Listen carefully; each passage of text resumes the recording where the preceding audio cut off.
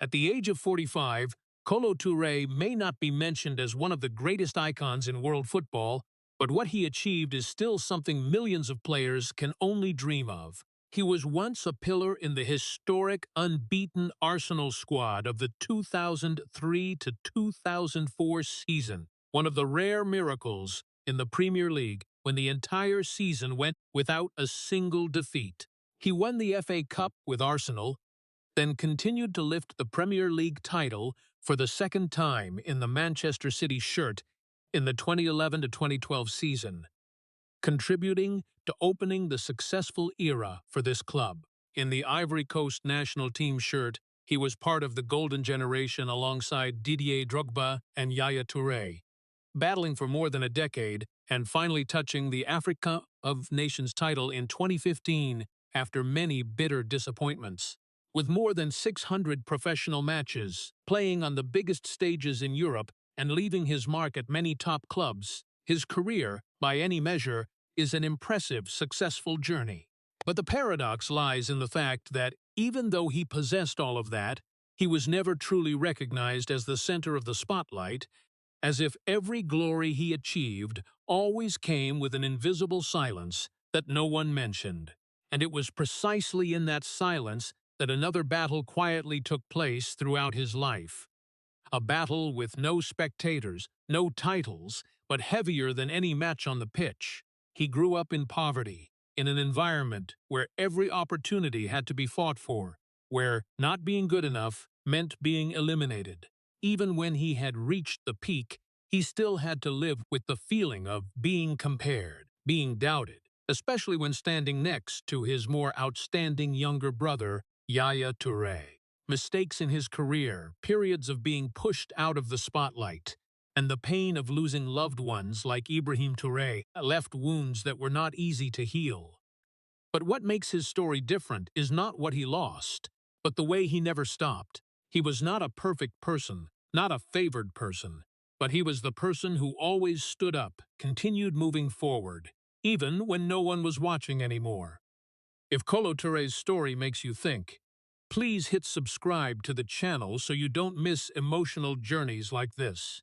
At the age of 45, when the stadium lights have faded far away and the cheers only echo like memories, Kolo Touré's life seems clearer than ever, not in the titles or big matches, but in the place where it all began, a childhood in Ivory Coast, where the concept of dreams never had the chance to form completely. There, life did not allow a child to dream for too long, because each passing day was a test of endurance, of the ability to exist in an environment where deprivation was not the exception, but the standard. Kolo grew up in a large family, where parental love was real, but never enough to be given fully to anyone, where each child had to learn to stand firm before anyone could hold their hand. In a cramped house full of worries, attention became something that had to be shared, and sometimes forgotten, not because of a lack of love, but because life had to prioritize more essential things. That created a silent but persistent feeling that if you did not assert yourself, you would become invisible even in your own family. And it was precisely in that context that Kolo did not learn to dream but learned to fight, not because he wanted to become someone special, but because he did not want to be left behind. Football appeared in his life not as a brilliant dream, but as the only path that could open a different future, even if fragile. The matches did not take place on lush green pitches, but on dry, barren ground, where every run stirred up dust and every touch of the ball carried the desire to be seen. There were no spectators, no professional coaches, no prepared words of encouragement, only children who were the same in one point. All were trying to escape the place where they were born. For Kolo, every match was not just a game, but a small opportunity to prove that he had value, that he deserved one more chance. But even in that small world, he was not the most outstanding person. There were people faster, more technical, there were eyes easily drawn to natural talents that he did not possess. That made Kolo realize early a truth no child wants to face. That effort is not always seen, and sometimes, no matter how hard you try, you are still the person standing in the back. It was precisely in those moments, when attention did not belong to him, when compliments were for others, that something inside Kolo began to form, not jealousy, but a quiet determination, an unspoken promise that he would not disappear just because he was not the best. He began to play football in a different way, not to stand out immediately, but to not be eliminated, to exist longer, to be more enduring, so that every time he returned to the field he was still there. When others got tired and stopped, he kept running. When others waited for opportunities, he created them by never stopping moving, never stopping challenging, never stopping being present. No one told him that was the path to success. No one guaranteed that endurance would be rewarded, but for him it was the only choice. Gradually, those days not only trained his body, but also engraved into his mind a very real fear, the fear of being forgotten, the fear that if he stopped, everything would disappear as if it had never existed. And that very fear became the greatest motivation, stronger than any dream, more enduring than any encouragement. While others played football to win, Kolo played football to not be eliminated from the game. And that difference, though not easy to notice, shaped his entire person later. What the world saw many years later, a defender unafraid of contact, not easily defeated, never giving up, was actually not created in big stadiums but formed from dusty afternoons, where a child learned to fight before he even understood what a dream was. And perhaps, precisely because he had never been allowed to dream completely, he spent his whole life making sure he would never disappear, whether the light shone on him or not. When he stepped into the ASEC Mimosas Academy system, considered the cradle that produced many great talents of Ivory Coast, Kolo Touré carried everything his harsh childhood had forged. But that did not immediately help him stand out. In an environment where every player craved to rise, where talent appeared densely, and competition happened every day, he was not the name that made coaches stop and observe longer, not the person who made teammates acknowledge him from the first glance. He was just one of many young players trying to find a foothold, a face easily blended into the crowd, a name that could be replaced at any time if not good enough. While others possessed softer technique, more explosive speed, or more refined ball handling, Kolo had to rely on the only thing he could control, which was endurance. But in a world where eyes were often reserved for those who shone immediately, endurance was the hardest thing to see. The feeling of standing in the back was no longer unfamiliar. It became a familiar part of every day for him. On the training field, in selection sessions, in internal matches, was always someone mentioned more, expected more, given opportunities earlier. And among those names, there was one person whose comparison seemed unavoidable, Yaya Touré. When Yaya began to show superior qualities, the difference between the two brothers became clearer in others' eyes. One was seen as a natural talent, the other had to effort day by day to not fall behind. That comparison did not need to be spoken out loud, it existed in the coach's eyes, in the way people talked, in the opportunities given and the opportunities missed. For Kolo, that was not only pressure but also a silent reminder that he was always in the back, always the person who had to chase. There were training sessions that ended, where he knew he had done everything he could, had run more, had challenged more, had tried harder, but it was still not enough to be the one mentioned. That created a feeling hard to name, not exactly disappointment, not completely despair, but a prolonged anxiety that if tomorrow he did not continue trying twice as hard, the small position he was holding would disappear. In such an environment, existing was already a victory, and to continue existing he was forced to do more than others, not to become number one, but to not be eliminated. Gradually, the fear of being replaced was no longer a fleeting thought, it became part of the way he viewed himself. Every small mistake carried the feeling that it could be the final one. Every below-form performance felt like a warning that someone was waiting to take his place. That made him never able to feel completely comfortable, never able to play football with absolute freedom. like those who did not have to worry about being eliminated. But that very insecurity became motivation, forcing him to maintain high intensity in every training session, every match, every play.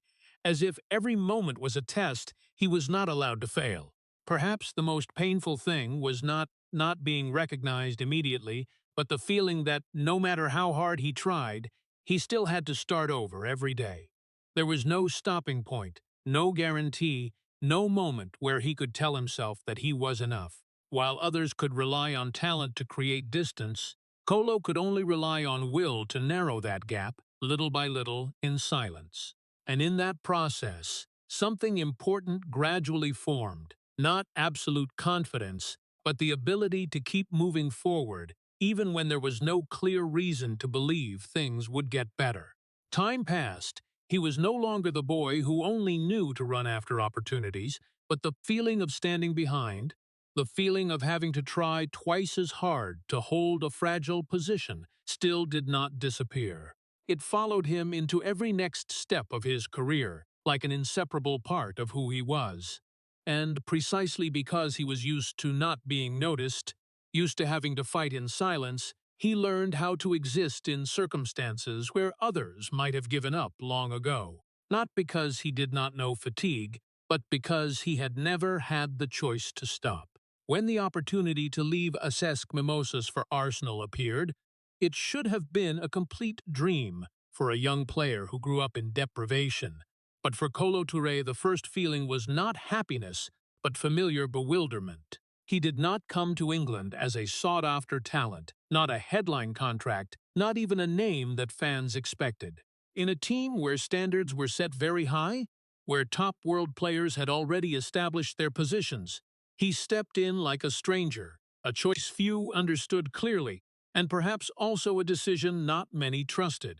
Right from the first days, he felt the gap between himself and those around him, not only in technique or experience, but also in the feeling of belonging. He was not sure if he truly deserved this opportunity, and that very doubt followed him into every training session, every touch of the ball, every time he was observed. At first, he was not seen as a true center-back, the position later tied to his name. He had to experiment in many different roles, sometimes not because he fit, but because no one yet believed he could become a stable choice in any position. In an environment where mistakes could be exaggerated and opportunities could disappear quickly, having to adapt continuously made him never have the feeling of certainty. There were training sessions where he played well, but still did not know if that was enough to be given a chance. There were matches where he took the field, but always carried the worry that just one small mistake could end everything. And in a team where competition never stopped, that fear was not imagination, but a very real possibility. Arsene Wenger's decision changed the direction of his path, but not in an easy way. Wenger saw something others did not see. Not in perfection, but in the ability to endure, in the willingness to learn, in the fact that he never gave up on a single ball. When he was pulled back to the center-back position, that was not a reward, but a bigger challenge. Because he had to relearn almost from the beginning, had to face top strikers he had never had the chance to confront before. Every match became a test, not only of skill but of spirit, of the ability to stand firm when every eye could turn to doubt after just one mistake. And what made him different was not that he made no mistakes, but the way he reacted after each one, not backing down, not avoiding, but continuing to step up, continuing to challenge, continuing to be present. In every moment on the field, he did not play like a person who had affirmed his position, but like a person still on trial, still trying to prove he deserved to stay. Every tackle was not just a defensive action, but an affirmation that he had not been eliminated. Every successful challenge was a small step, helping him extend his opportunity. But even when everything began to improve, when he gradually had more playing time, when his name appeared more often in the lineup, the fear of losing his position still did not disappear. It became part of the way he played, an invisible but always present pressure, making him never allow himself to completely relax. There were players who stepped into the starting lineup and gradually felt comfortable, but for Kolo, that feeling never came. Even when he had good matches, he still carried the thought that someone was waiting to replace him, that just one moment of carelessness and everything he had built would collapse. That made him always keep high intensity, always ready for the most difficult situations, but it also made him never truly feel he had reached a point of stability. And perhaps that very thing, the prolonged insecurity, was what helped him exist in an environment where many others could not hold firm. Time passed, he began to be seen differently, not as an experiment but as part of the team. But the person inside him did not change as quickly as the way people perceived him. He was still the boy who once stood in the back, still the person who had to try harder to keep his position, still the person who did not dare believe he was truly safe.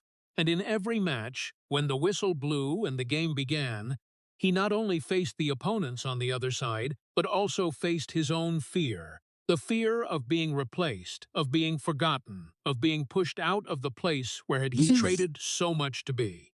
In the season that history later called by an almost legendary name, the Invincibles, Kolo Touré stood at the center of Arsenal's defense, facing the most dangerous strikers in the Premier League, contributing to creating a journey where the entire season went without a single defeat, something very few teams in history could touch. He was not just a name filled into the lineup, but an indispensable part in the team's operating system, a person who always appeared at the right time to cut dangerous balls, always ready to throw himself into challenges others might hesitate over, always keeping the defensive structure from breaking in the most pressured moments. When the season ended, when the trophy was lifted, when the whole world looked and acknowledged this as one of the greatest teams that had ever existed, his name was in that list, as part of an achievement any player would dream of. But the strange thing was that even in the moment that should have been the peak of confidence and satisfaction, he still did not feel he truly belonged to that light. In a team that possessed names capable of attracting all attention, players who could change the course of a match in just one moment, the halo seemed to always find them first. Thierry Henry with decisive goals, Patrick Vieira with the leadership role, Dennis Bergkamp with refined moments, all of them created a brilliant picture that anyone looking at would be drawn in. In that picture, Kolo was still there, still doing his part, still contributing to the overall perfection, but he was not the point where eyes stopped the longest. He was not the goal scorer, not the person creating moments that made the stands explode, but the person quietly ensuring that those moments could exist. And in a world where attention often belonged to the most outstanding things, that role, no matter how important, was easily placed in the back. There were matches where he played almost perfectly, reading situations accurately, stopping dangerous attacks, keeping the team standing firm under pressure.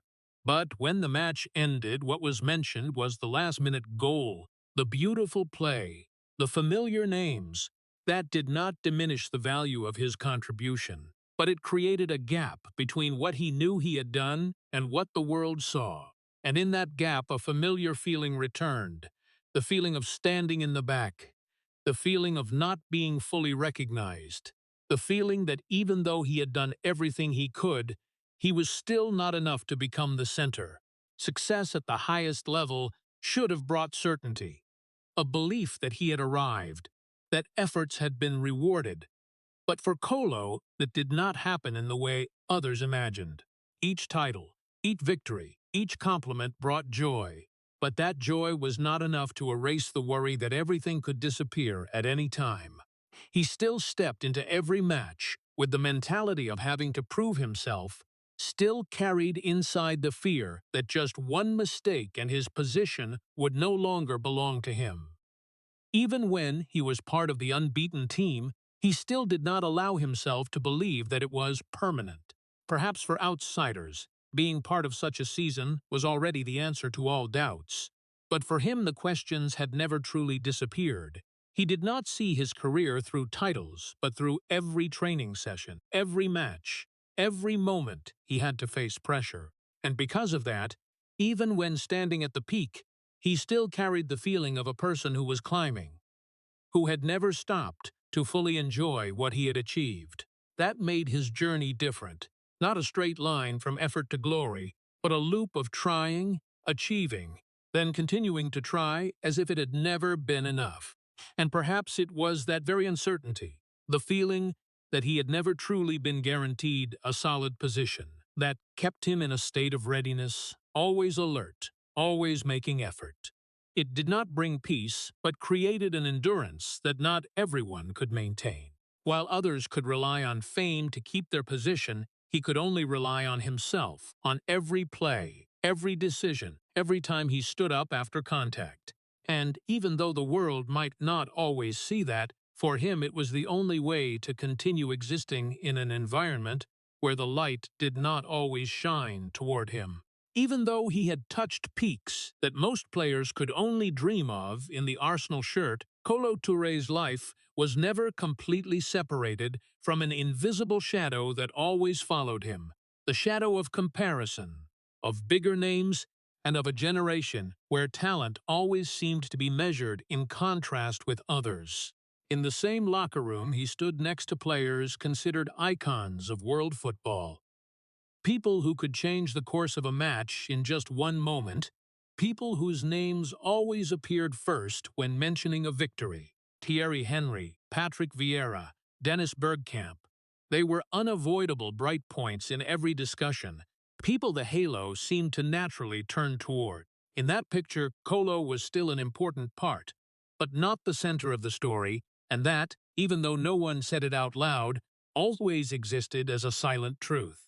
But the biggest shadow in his life did not come from club teammates but from his own family, from the relationship with his younger brother, Yaya Touré, when Yaya began to rise to become one of the best midfielders in the world, playing for Manchester City, and becoming a symbol of strength, technique, and influence. The comparison between the two brothers became unavoidable. One was seen as a defensive pillar, enduring and stable, but rarely mentioned as a top star. The other was the center of all eyes, the player who could change an entire season with just one shot or one dribble. In the eyes of the world, they were no longer simply two brothers playing football, but became two contrasting symbols of the same story. That created a wordless but prolonged pressure over many years. Kolo did not only play football to prove himself to the world, but also to prove that he was not inferior in a comparison he never chose to join. Every match of his was not only a professional duty, but also a silent effort to keep his place in the family's shared story. When Yaya scored, was hailed, was praised as one of the best midfielders in the world, Kolo could not help but feel the contrast between that brilliant light and his own quiet role in the back.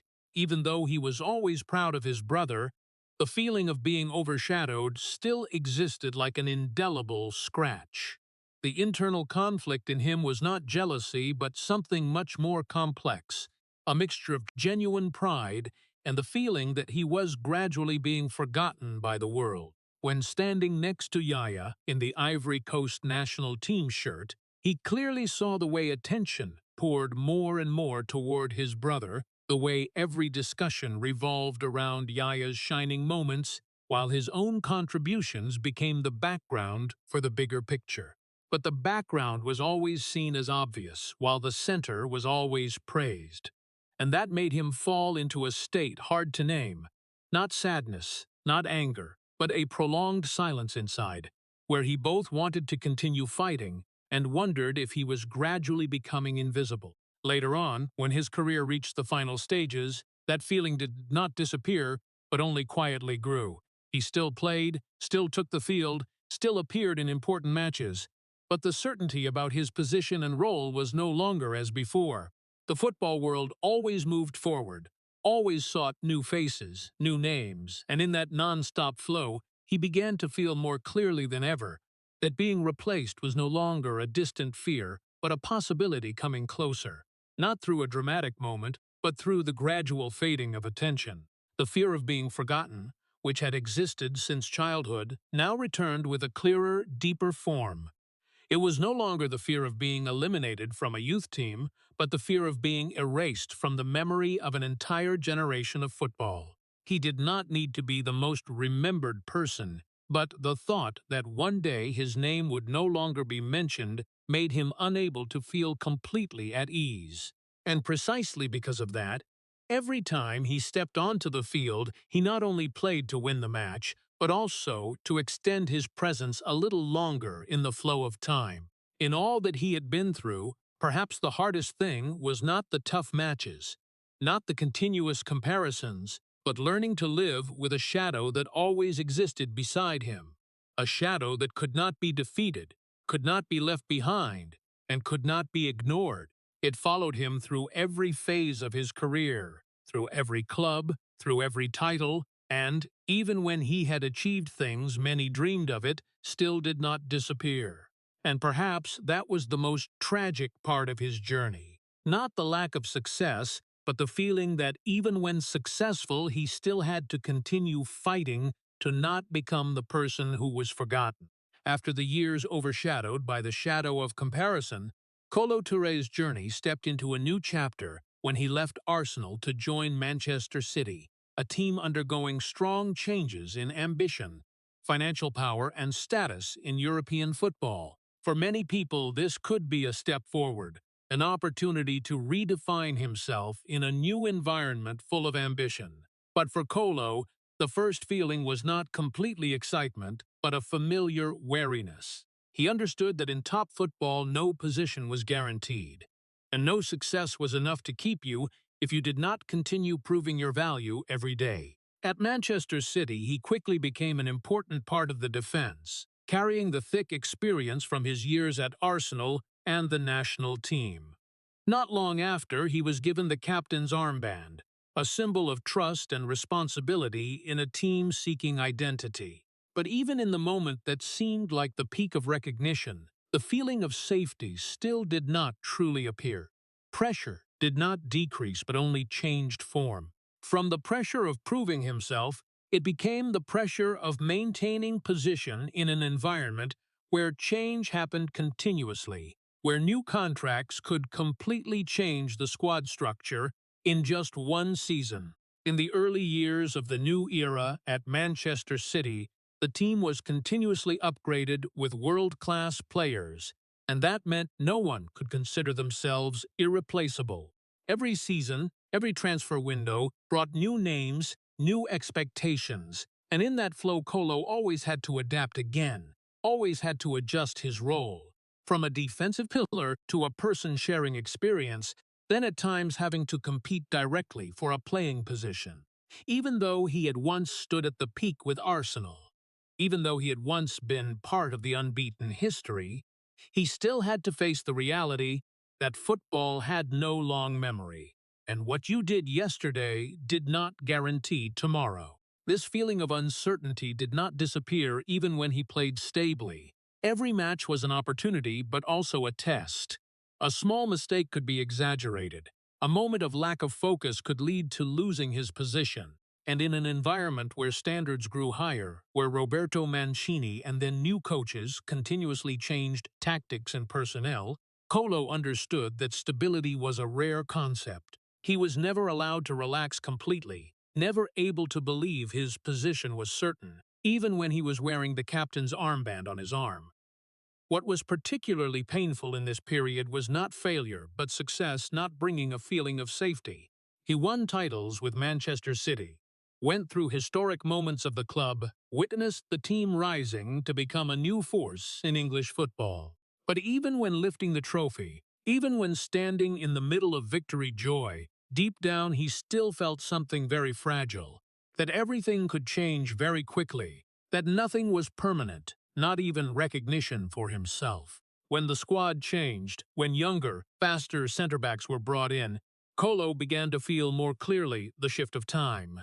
He was no longer the default choice, no longer the first name on the team sheet, but became one of many options. That did not come as a shock, but as a slow process, where he gradually realized he was stepping into the phase where experience was no longer enough to guarantee a position.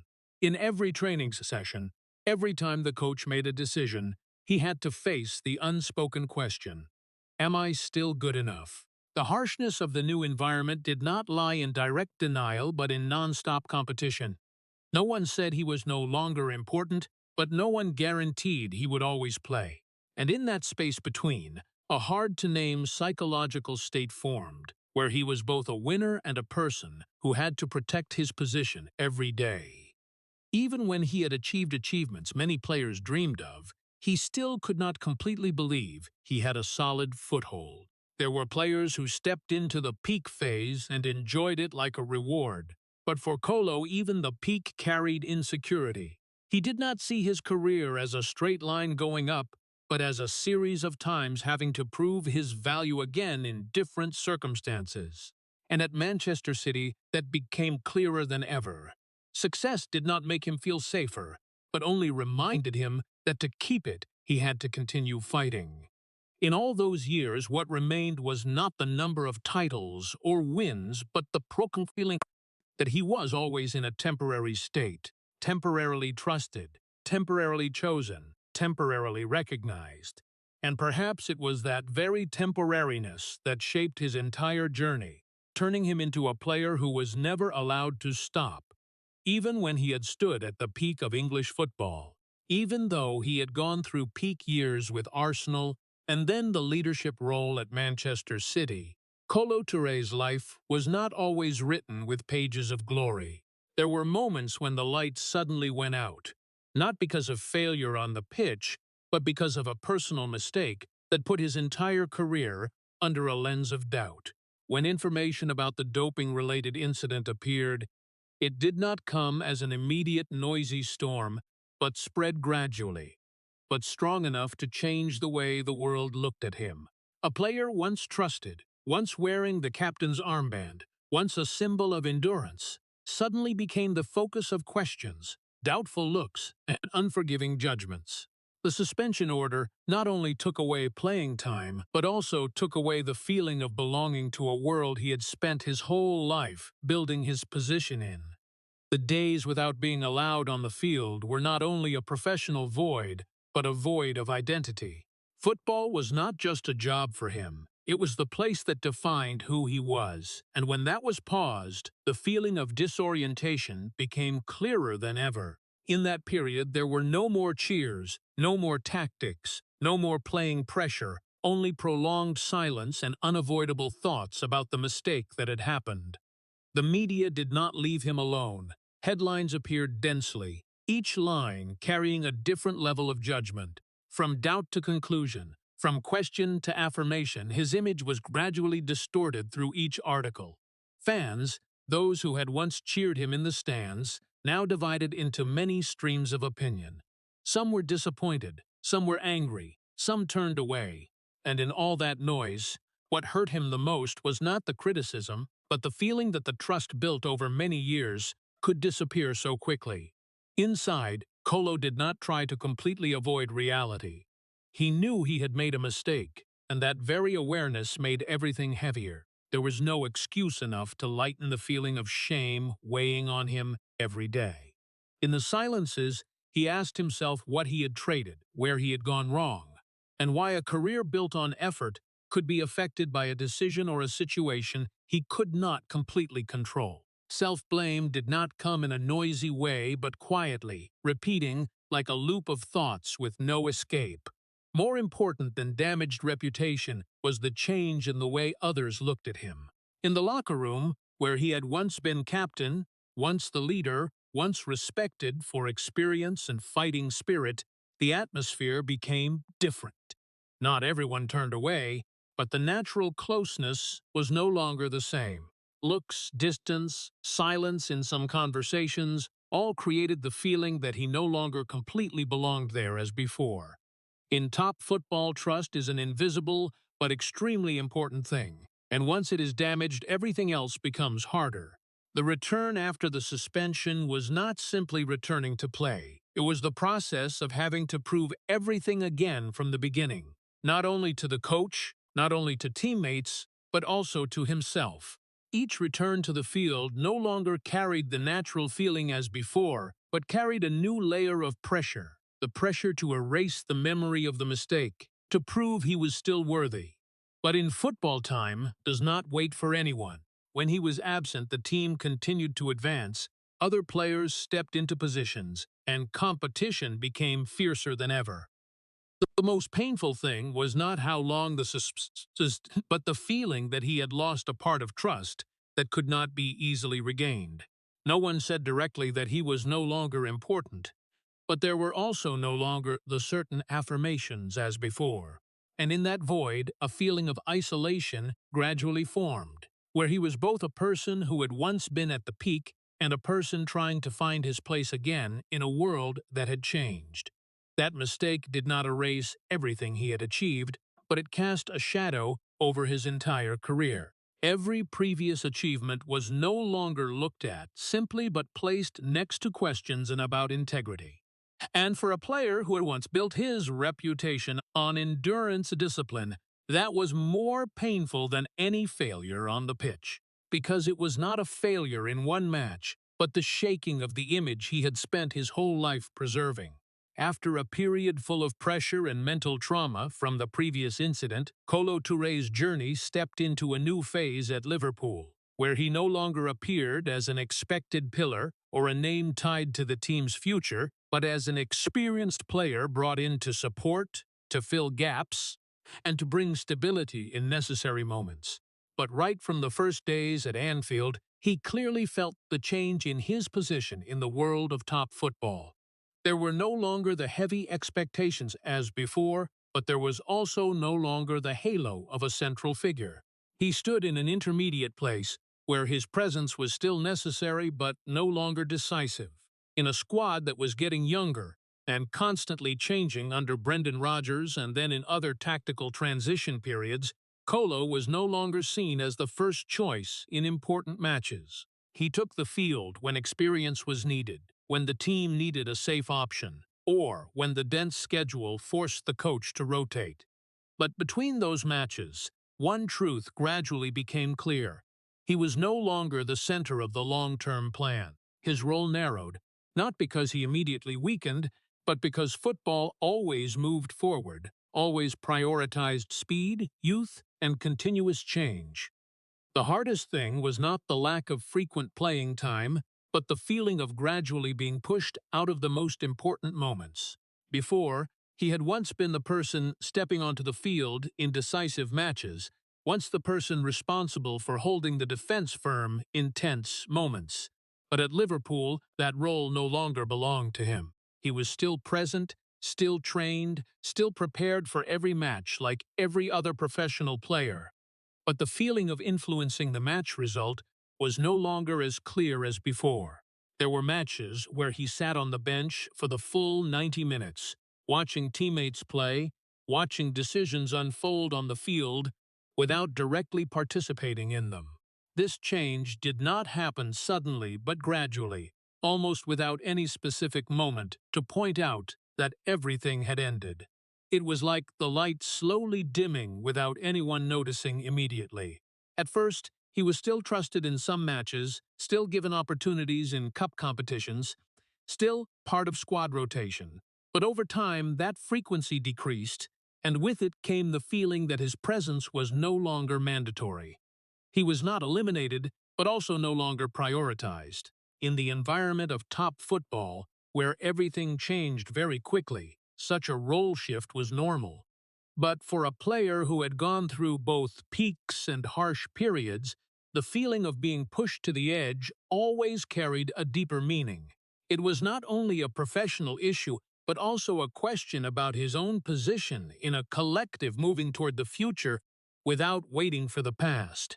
And Kolo, the person once used to fighting to seize opportunities, now had to face a different reality. Sometimes it was not that you were not good enough, but simply that you were no longer the right choice for the new direction. In the training sessions at Liverpool, he still showed professionalism, still guided young players, still maintained a serious competitive spirit. But amid all that, A silent feeling existed. He was becoming more of an observer than a participant. Younger, faster faces were given more opportunities. And each time the lineup was announced, he gradually got used to his name no longer appearing. No one said it directly. No one declared that he was no longer important.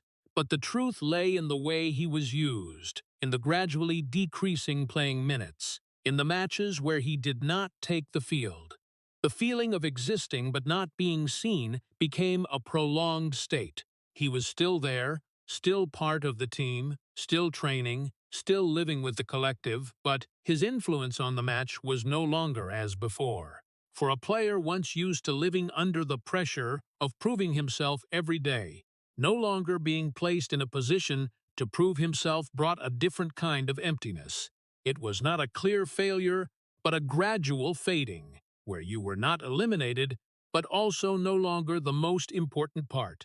Deep down, Kolo understood that this was the natural rule of football. No one could keep a position forever, no one could always stand at the center, but understanding that intellectually did not mean emotions became easier, because he had once been the person fighting to exist, once the person who did not accept being forgotten, and now what he faced was not clear rejection, but a gentle, quiet replacement, not dramatic, but enough to make him realize that time was moving in a different direction. And perhaps the most painful thing in this period was not losing his position, but realizing that he was still playing, still present, but no longer creating the same level of influence as before. He did not disappear completely, but also was no longer seen clearly. And in that space between existence and forgetting, his journey stepped into a quieter form of tragedy, where his career did not end with a fall, but with a gradual fading that could not be stopped. After the years of being pushed to the edge at Liverpool, when Kolo Touré's role gradually narrowed and his presence on the pitch became rarer, his life stepped into a phase where football was no longer the only thing defining everything. But then, at the moment when his career seemed to be only the final quiet days, an event happened not from the pitch but from the deepest place in his heart. The news of the passing of his brother Ibrahim Touré appeared like an unhealable cut, something no professional player could prepare mentally to face. That moment was not noisy like goals or big matches, but its weight was greater than any cheer that had ever rung in his career. When receiving the news, the surrounding world seemed to continue moving, matches still took place, Liverpool's schedule continued, but for Kolo everything seemed to stop. There were losses that could not be contained in a few news lines, could not be described by ordinary condolences, and this was one of them. Ibrahim was not only a younger brother, but a part of childhood memories. The person who had grown up with him on the dusty football fields in Ivory Coast. The person who had shared with him dreams that had never been named. The most painful thing was not only the loss, but the absence in the final moment. When everything happened, Kolo could not be by his brother's side. He was in the middle of a playing schedule, in the middle of professional responsibilities that throughout his life he had never dared to abandon, and that very thing became a spiritual wound that would never close. The feeling of helplessness flooded in, not because he was not capable enough, but because he was trapped between two worlds, the world of football and the world of family, and this time both could not be chosen at the same time. He still had to continue playing. Football did not stop for an individual's pain. The team still needed him to train, still needed him to take the field when required, still needed him to maintain the role of a professional player. But each time he stepped onto the field, everything now carried a different meaning. The cheers no longer rang in the old way. The balls no longer were only tactics or technique, but became a heavy existence. He no longer played football to prove himself, no longer played to keep his position, but simply tried to exist while his heart was in another place. In the locker room, among teammates and familiar conversations, Kolo became quieter. No one could see fully what was happening inside him. The surrounding players continued their careers, continued toward the next matches. But for him, everything seemed to have changed color. There were days he took the field, but his mind was completely not there. There were training sessions where every movement carried a hard-to-name void. Football, which had once been the center of his life, now became something happening parallel to a pain that could not be shared. That loss completely changed the way he looked at life. Before, football was everything: opportunity, pressure, honor, the reason to exist. But after that event, everything began to shrink. Matches were no longer as important as before. Titles no longer carried the same weight. Praise or criticism no longer touched him in the old way. He began to understand that there were things bigger than football, bigger than his career, bigger than everything he had once tried to protect with all his effort. Family, which had once been an important part but always stood behind his career, now became the absolute center. Calls, meetings, moments with loved ones became more precious than any match.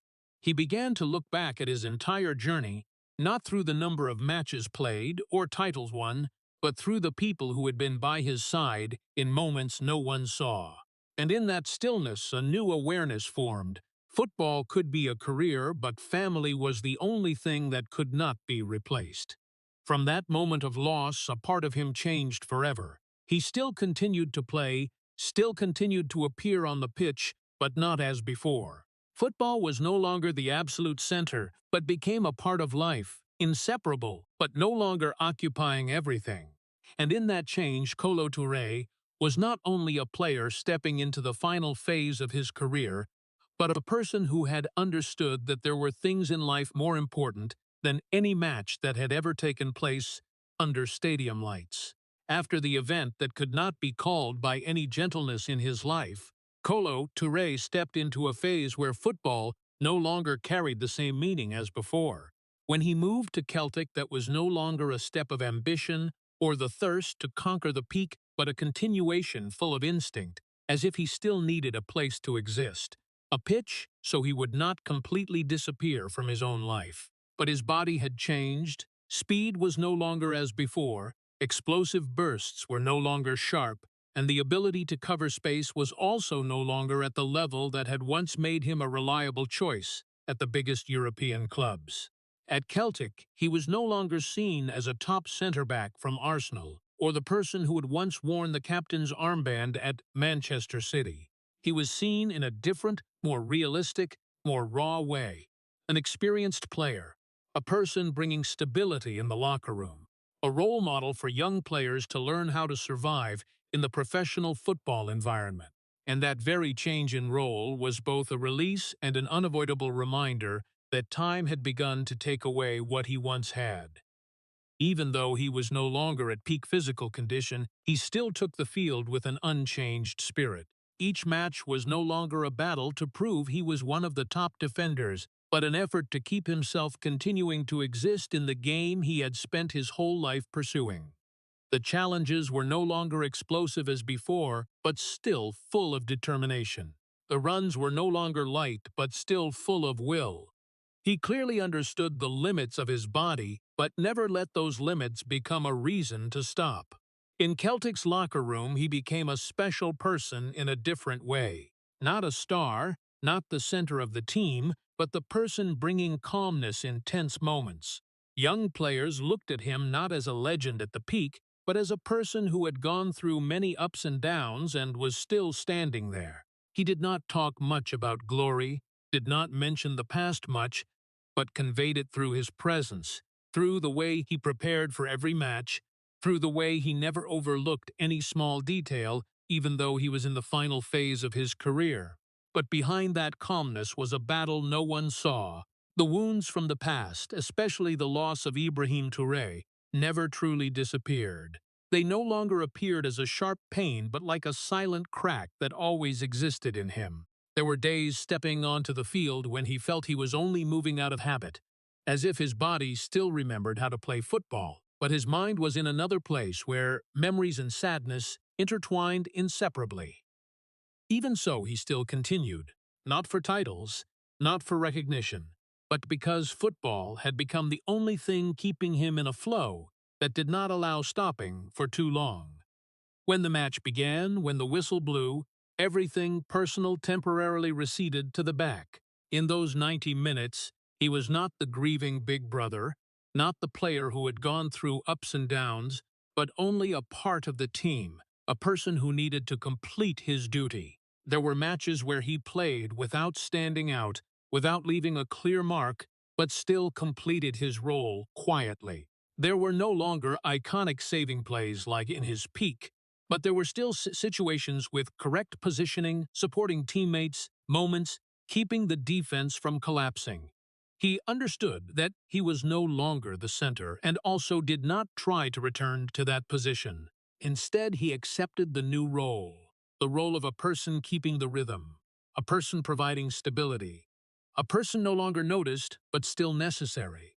The hardest thing was not that his body was no longer as before, but accepting that football, which had once been his entire life, was now only a part of it. But even when that became clear, he still could not abandon it. Because outside the pitch, there was nothing that could replace the feeling of playing, of belonging to a collective, of standing in the middle of a match without having to think too much about the past or the future.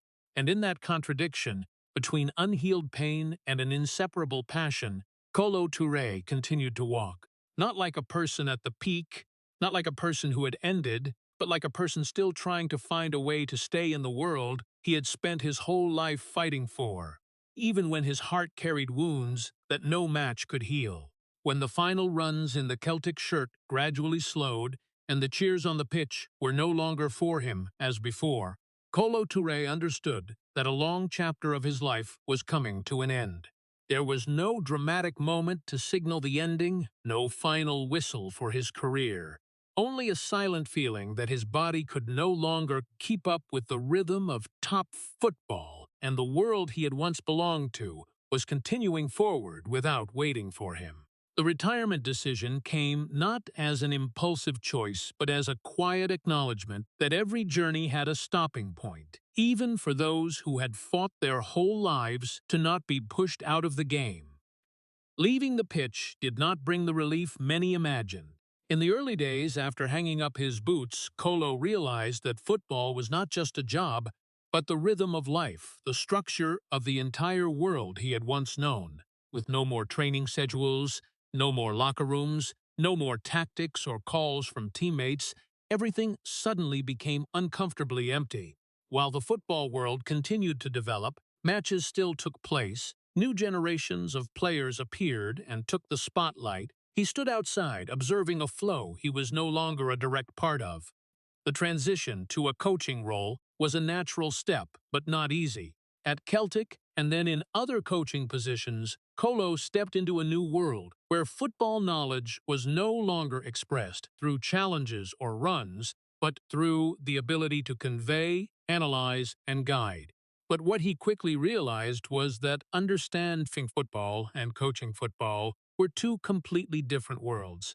What had once been instinct on the pitch now had to be transformed into words, into tactics, into patience with young players who had never experienced what he had gone through. The early days as a coach did not bring immediate success. There were matches where the team did not operate as expected, tactical decisions questioned, and pressure from results making everything heavier. No longer a player protected by the system, Kolo was now the person directly responsible. Each failure was no longer that of the collective of players on the field, but attributed to the person standing outside the sideline, the person giving instructions. And in this new role, he once again faced the familiar feeling, having to prove himself from zero. The feeling of starting over was no longer unfamiliar to him, but this time it carried a different shade. If in his playing days he could rely on effort on the field to change his position, in the coaching role, everything became more abstract, harder to control. He had to learn to accept that not everything could be solved by will, that football at the coaching level was a combination of many factors where individual effort was not always enough to change the result. In the early stages, he went through many failures. There were losing matches that shook confidence, periods where expectations did not match results, and times when he had to face the question of whether he was truly suited for the new role. But what was different from the past was that this time he could not step onto the field himself to fix everything. He had to stand outside, observe, learn to accept a certain level of helplessness, and find ways to rebuild from the smallest foundations. Even so, deep down Kolo never saw this as the end. Like when he was a boy on the dirt fields in Ivory Coast, he was once again in a state of having to adapt, to learn, to start over. The only difference was that this time, the opponents were no longer top strikers, but time itself and the non-stop change of modern football. There were times he remembered the feeling of standing on the field, where everything was clearer, where effort could be seen immediately through every play. But in the coaching world, everything was slower, more complex, and sometimes did not bring immediate results. However, it was precisely in that slowness that he began to find a new meaning, not about becoming the center of the match, but about contributing to the development of others. And even though this journey was not easy, even though he faced failure and doubt many times, Kolo Touré still continued to walk. No longer a player running on the pitch, but a person standing behind, trying to pass on what he had learned from a lifetime of non-stop fighting in a football world that continued to move whether he was in it or not. Even though Kolo Touré's career on the pitch was marked by endurance, discipline, and non-stop fighting spirit, his life off the pitch was not a perfect straight line as many still imagined. When stepping out of the lights of Arsenal, Manchester City, or Liverpool, he was also just an ordinary person carrying pressures, wrong choices, and moments when he had to face the consequences of himself. In a world that always looked at players as perfect symbols, his personal moments became topics examined, analyzed, and sometimes exaggerated far beyond reality. Not every decision in Kolo's life was right. There were periods when he was placed under negative scrutiny from the media, when stories off the pitch became the focus instead of his professional contributions on the field. Personal scandals, mistakes in choices, and pressures from life outside football had once damaged his image. But what mattered was not that he made no mistakes, but the way he faced them. He did not choose to avoid or completely deny, but accepted that he was also just a person who could be wrong, who could stumble, like anyone else. In those difficult times, Kolo was no longer a player protected by the team or fame. He had to face the consequences himself, the criticism, the questions not easy to answer from the media and the public. There were times he clearly felt that the gap between the image of a professional player and his true self became too large. One side was the world's expectations, the other was the complex reality of personal life, and between those two was a person trying to keep balance. What made his story different was not perfection but acknowledgement. He did not try to build the image of a person who never made mistakes, but accepted that mistakes were part of life. More importantly, he did not let those mistakes define his entire person.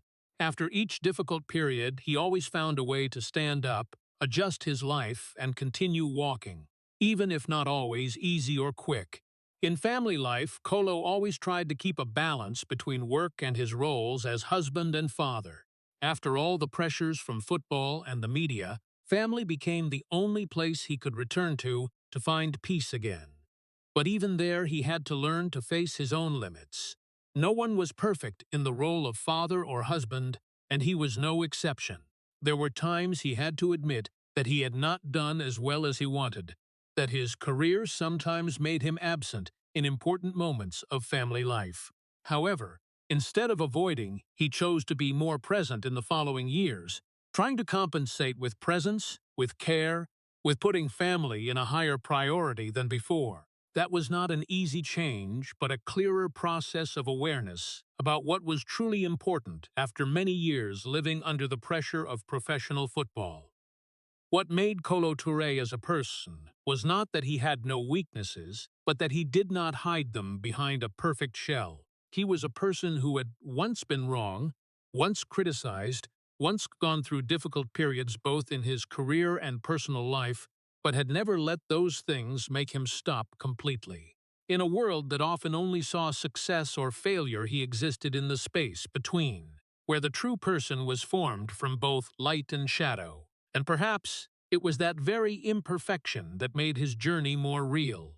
Because behind a player who had once competed at the peak of European football, once won titles, once worn the shirts of the biggest clubs, there was still a person learning to live with his own choices, learning to correct mistakes when possible, and learning to continue walking even when not always certain about the road ahead. After all the ups and downs in his career and personal life, when looking back at Kolo Touré's journey, people no longer only saw the matches that had passed, the titles won, or the big teams like Arsenal, Manchester City, and Liverpool where he had once appeared, but a long road of a person who had gone from poverty in Ivory Coast to the peak of European football, then slowly stepped down to different roles. Not noisy, not dramatic, but full of traces of time and effort. He had never been the most praised player of his generation, nor the most glamorous icon, but what he built carried a different kind of value. Sustainable and not easily forgotten in the quick way of modern football. From a boy playing football on dusty dirt fields to a centre-back who once appeared in the historic unbeaten season with Arsenal, then the captain at Manchester City, and continuing the journey in many different roles, Kolo Touré had gone through a career that was not always at the center of the light, but always present when the team needed it. What was special in his journey was not in explosive moments, but in the prolonged presence through many different phases of top football. He was not the person who defined matches with goals, but often the person who helped matches not collapse. Not the person mentioned first, but the person always present in the structure of big collectives. And that very thing created a kind of value not easy to see, but very hard to replace. When stepping into the coaching phase after retirement, he once again started from the beginning, facing failures, new challenges, and different limits that football set. But like his whole life, he did not stop. Not because everything was easier, but because he was used to having to move forward even without any guarantee. From player to coach, from the person who played to the person who observed and guided, he still kept one thing: not giving up halfway. Looking back, Kolo Touré was not a model of perfection. He had mistakes, periods of doubt, times of being overshadowed, personal losses, and moments when football no longer brought the feeling of safety as before. But it was precisely in all of that that he had never lost himself. He did not change his nature to become more acceptable, nor did he disappear when pushed to the edge, but continued to exist, continued to adapt, continued to do what he could do best in each phase of his life. The greatest value he left was not in individual titles, but in the endurance prolonged through more than 2 decades of top football. A career not always brilliant, but always with persistent presence. A person not always honored, but always contributing to the success of the collective. And a journey not built only with glorious moments, but with thousands of days of quiet effort. There were players remembered because they stood at the center of all eyes, but there were also people respected because they were always present, even if not always noticed. Kolo Touré belonged to the second type, a person who did not need to be the greatest to be meaningful, did not need to be the most outstanding to become an indispensable part. And perhaps the most important thing in his entire journey was this: he did not conquer the whole world, but also did not let the world make him disappear. He was not a perfect person, not a person always standing at the peak, but a person who had gone through his journey with his own feet, will, and unchanged perseverance. A life like that might not be told with glamour, but deserved to be respected in the deepest way. Because in football and in life, not everyone needs to become a legend to have a memorable story. Sometimes, just not giving up and not losing yourself is already a big enough victory. Looking back at Kolo Touré's journey, what makes people sad is not only what he achieved, but the way he had to go through every step of football in a state of always having to prove his own existence. From a poor childhood in Ivory Coast, where football was only a path to escape fate rather than a luxurious dream, to the days of being seen as the person always standing behind at Arsenal, then continuing to face fierce competitive pressure at Manchester City, and later the gradual fading at Liverpool, his life was a long chain of never being allowed to stop. Even when standing in the Invincibles lineup, he was still not the central name. Even when serving as captain, he still lived with the feeling that success was not safe enough, and even when moving to coaching, he had to start from zero again. Personal losses like the passing of Ibrahim Touré made clearer one thing. Behind the halo, there were always silences the world did not see. The most painful thing in his story was not failure, but the feeling of existing but not being noticed, always having to run faster than others just to not disappear. However, it was precisely in that imperfection that Kolo Touré left a profound lesson for viewers in the United States. Success does not only lie in standing at the peak, but also in the ability to continue walking when no one is looking at you anymore. In a society that always values standing out, his story reminds us that true value does not come from the halo but from quiet perseverance, from not giving up even when no longer the center, and from keeping one's character through all changes. He was not the person who conquered the world, but the person who did not let the world make him disappear. And sometimes that is the most worthy victory.